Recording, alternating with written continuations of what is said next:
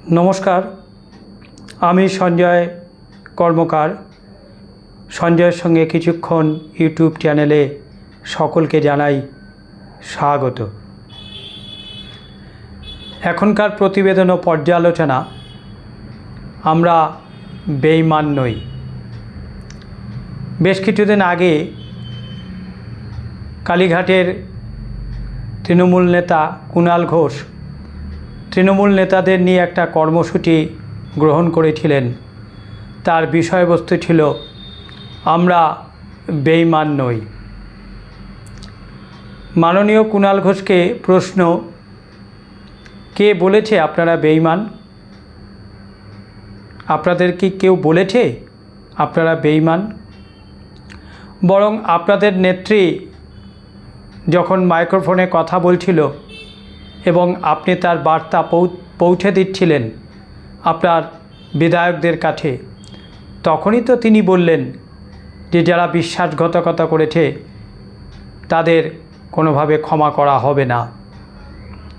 তা আপনার নেত্রী তো আপনার বিধায়কদের বলছে বিশ্বাসঘাতক। তাহলে আপনি কিভাবে এই কর্মসূচি গ্রহণ করছেন আমরা বেঈমান নই?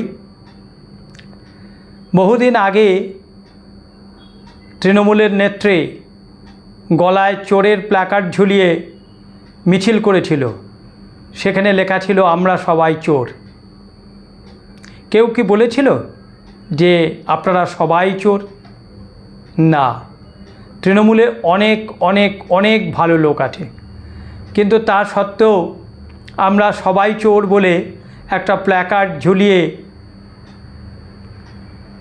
মিছিল হয়েছিল। মনে পড়ে মাননীয় কুণাল ঘোষ? শুধু তাই নয়, একটা মিছিল থেকে, একটা জনসভা থেকে মাননীয় নেত্রী বলেছিলেন আমার দলের সবাই কি চোর? মুকুল চোর, কুণাল চোর, আমি চোর, আর সবাই চোর, মদন চোর, এরকম সব প্রশ্ন তুলেছিলেন। খুব প্রচারিত হয়েছিল সেই বক্তব্য, মাননীয়ার বক্তব্য। মদন চোর, মুকুল চোর, কুণাল চোর বলে এরকম একটা তিনি বক্তব্য রেখেছিলেন। কেউ কি বলেছিল যে কুণাল চোর?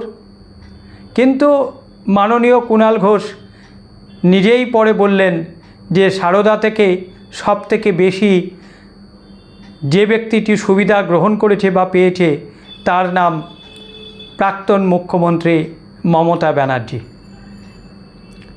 কাউকে বলতে হয়নি, আপনি নিজেই বলেছেন।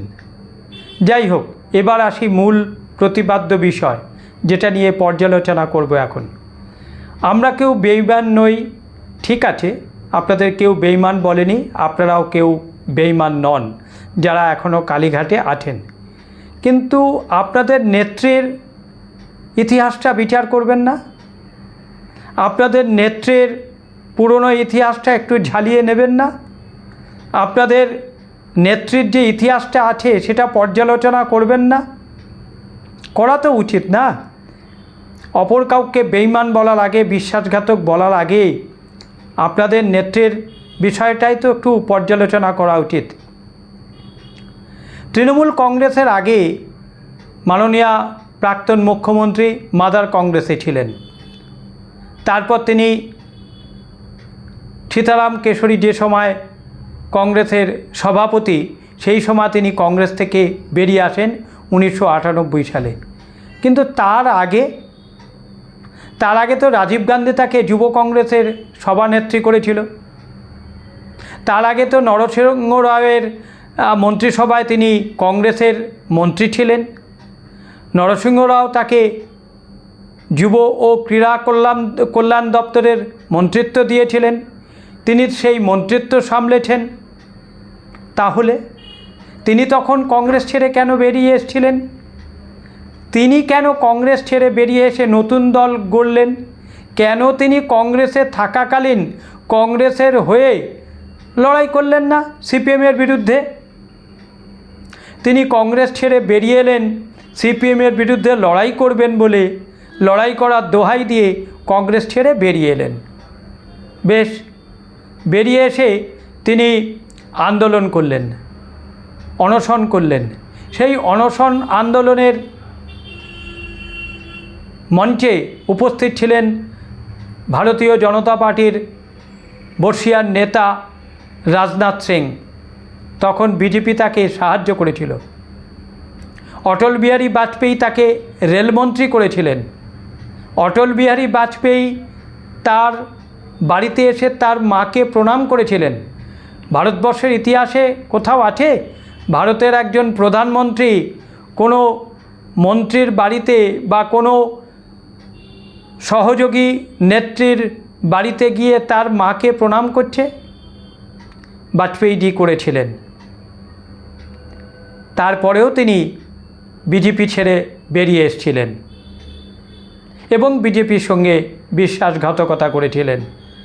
মনে পড়ছে মাননীয় কুণাল ঘোষ, তিনি কেন বিজেপিতে থাকাকালীন রেলমন্ত্রীর সুবিধা নেওয়া সত্ত্বেও, রেলমন্ত্রী থাকা অবস্থায় সমস্ত সুযোগ সুবিধা নেওয়া সত্ত্বেও তিনি কেন বিজেপি থেকে বেরিয়ে এলেন? তিনি তো তখন কংগ্রেসে ছিলেন না, তৃণমূল কংগ্রেস করেছিলেন। তৃণমূল কংগ্রেস থাকাকালীন তিনি কেন বিজেপি থেকে বেরিয়ে এলেন? প্রশ্ন করবেন না মাননীয় মমতা ব্যানার্জিকে? প্রশ্ন করবেন না আপনাদের নেত্রীকে?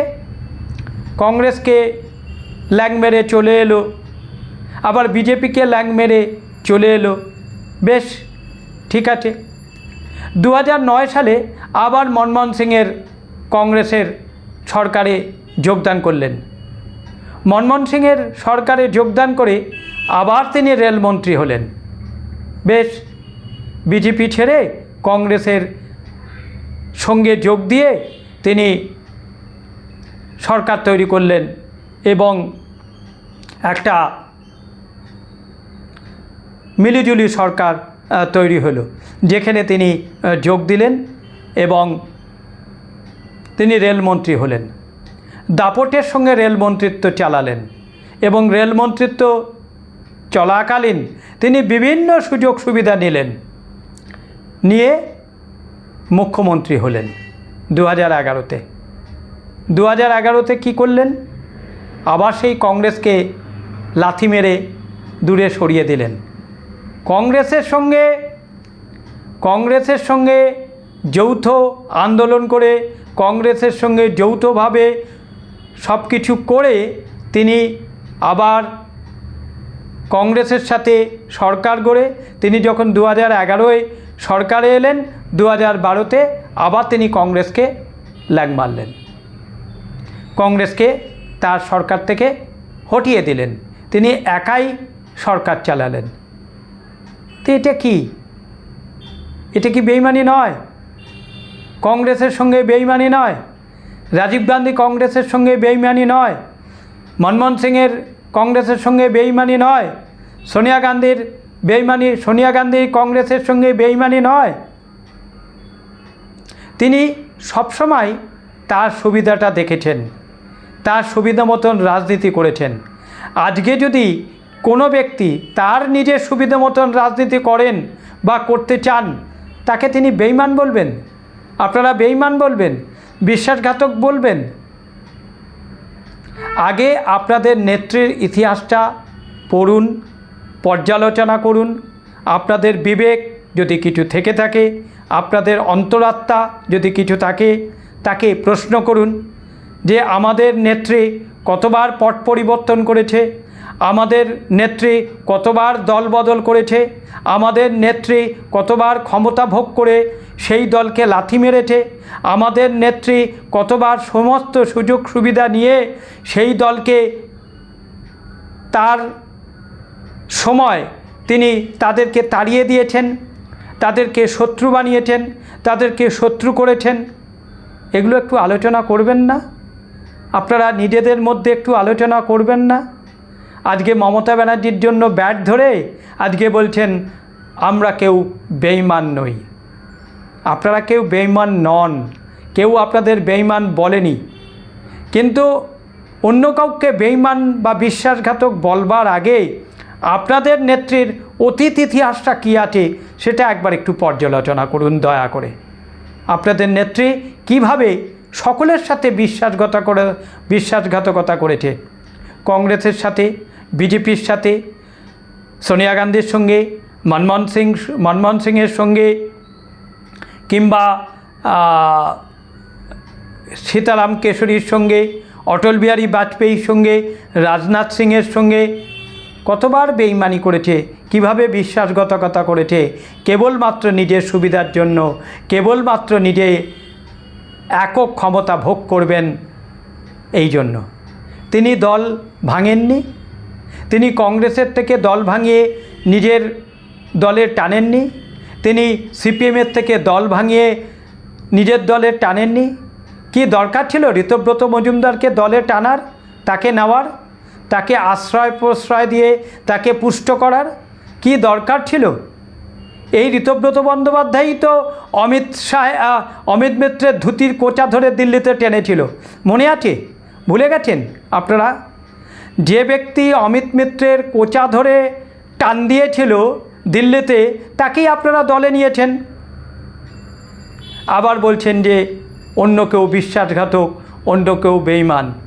অন্য দলের লোকদের আপনারা নিলেন কেন? সেটা কি আপনাদের সঠিক কাজ হয়েছে না উচিত কাজ হয়েছে? আপনারা নিজেরা অন্য দল ভাঙিয়ে, বিশেষ করে কংগ্রেসকে ভাঙিয়ে, কংগ্রেসকে শূন্য করে দিয়ে আপনারা নিজের দলকে হৃষ্টপুষ্ট করবেন। আবার আপনারা যখন ক্ষমতায় থাকবেন না, তখন যারা চলে যাবে তাদেরকে বলবেন বেঈমান। এটা কি আপনাদের দ্বিচারিতা নয় মাননীয় কুণাল ঘোষ? আপনাদের কি এটা দুরকম কথা নয় মাননীয় কুণাল ঘোষ? আপনি তখন কালীঘাটের প্রধান নেতা, আপনি এখন কালীঘাটের ধারক, বাহক, চালক, সব কিছু। যাই হোক, আপনি আপনার মতন রাজনীতি করছেন, করুন। কালীঘাটের তৃণমূলের নেতারাও তাদের মতো রাজনীতি করছে, করুক। কিন্তু আমি একটু পর্যালোচনা করে দিলাম আপনাদের নেত্রী মমতা ব্যানার্জির অতীত ইতিহাসটা আপনাদের কাছে একটু তুলে ধরলাম এবং আপনাদেরকে একটু মনে করিয়ে দিলাম। আপনারা একটু মনে করুন, তার ইতিহাসটা একটু জানুন, তার অতীত ইতিহাসটা একটু পড়ুন এবং আপনাদের বিবেককে, আপনাদের অন্তরাত্মা যদি থাকে তাহলে সেই জায়গায় আপনারা নিজেদেরকে প্রশ্ন করুন এবং জিজ্ঞেস করুন যে আপনাদের নেত্রী কী করেছে, তারপর অন্যকে দোষ দেবেন, অন্যকে বেঈমান বলবেন, অন্যকে বিশ্বাসঘাতক বলবেন। এখনকার প্রতিবেদন ও পর্যালোচনা এই পর্যন্তই, এখানেই শেষ করলাম। সবাই ভালো থাকবেন, সুস্থ থাকবেন এবং আনন্দে থাকবেন। আমার চ্যানেলটিকে লাইক করবেন, সাবস্ক্রাইব করবেন এবং আপনাদের গুরুত্বপূর্ণ মতামত প্রদান করবেন। আমার প্রতিবেদন ভালো লাগলে অবশ্যই মনে করে শেয়ার করবেন। নমস্কার।